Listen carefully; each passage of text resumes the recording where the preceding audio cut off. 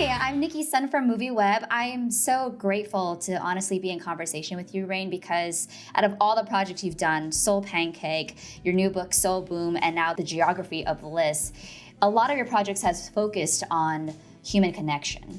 This patient angel is Yaya, Just nice and just, you don't need a tuk-tuk driver who shepherds annoying tourists like me across Chiang Mai as we attempt to eat, pray, and love our way to spiritual clarity. These things flip? You didn't say anything about these things can flip. What draws you to do this kind of work? Great question. I'm drawn to do this kind of work for two different reasons. One is that it's very important to me personally in terms of my personal mental health journey. Finding connection, bliss, greater well-being is something that I have to work at and something that I have struggled with my whole life. And I struggle with anxiety, and I've had periods of depression and disconnection, loneliness. And so it's super important to me, and something I'm completely passionate about. At the same time, I also feel like it's really important for our world right now. Yes. We're so fractured and disconnected, and it's important that we all be undertaking the telling of stories that further greater community and deeper bonds of love between one another. This is something you don't have to do. You don't have to be a incredibly good-looking television host, feast your eyes, America, to undertake. It was building community and connecting with folks that are different than you is something we can all be working on.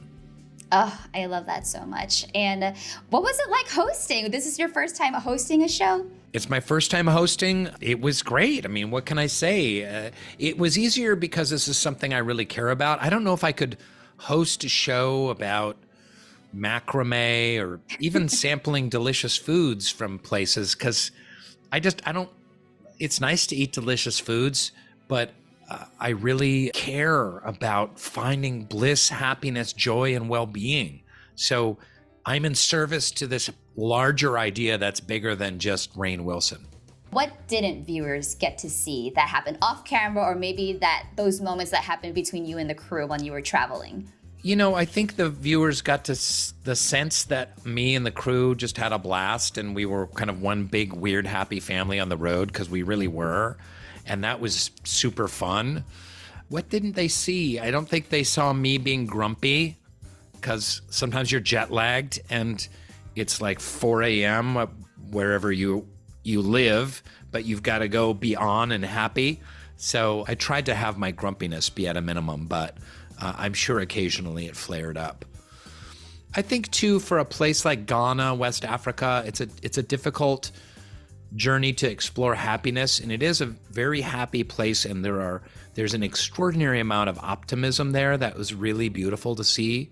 But some of the poverty was really, really extraordinary. Even a place as economically advanced as Ghana, because Ghana is kind of the gem of West Africa in terms of its cities and building and universities and infrastructure, but it still could be an extraordinarily poor place.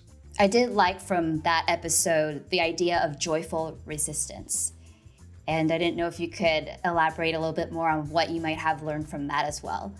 Yeah, joyful resistance. There's a lot to say around that. There's certainly a great deal of the civil rights movement in the United States was founded on that idea of joyful resistance, that one could be filled with love and at the same time resist injustice.